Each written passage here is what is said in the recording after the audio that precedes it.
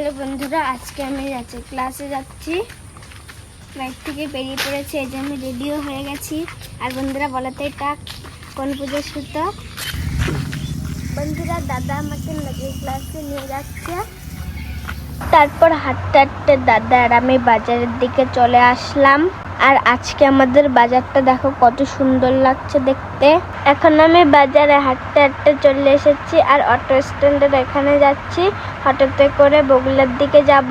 আর অটোতে উঠে পড়লাম আর অটোটাও ছেড়ে দিয়েছে। আর অটোতে উঠে চারিদিকের প্রকৃতি দেখছিলাম, কত সুন্দর লাগছে। আর একটু আগে বৃষ্টি হয়েছে, তাই সবকিছু দেখতে খুব ভালো লাগছে।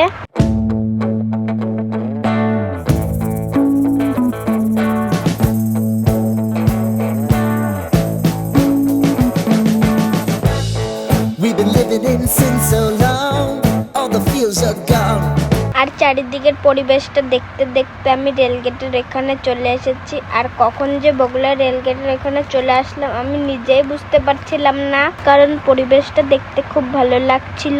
রেলগেট পার করার পর আমরা বগুড়া কলেজের ওইখানে আছি। আর বগুড়া কলেজটা কত সুন্দর লাগছে, উপরে কালো মেঘে ঢাকা।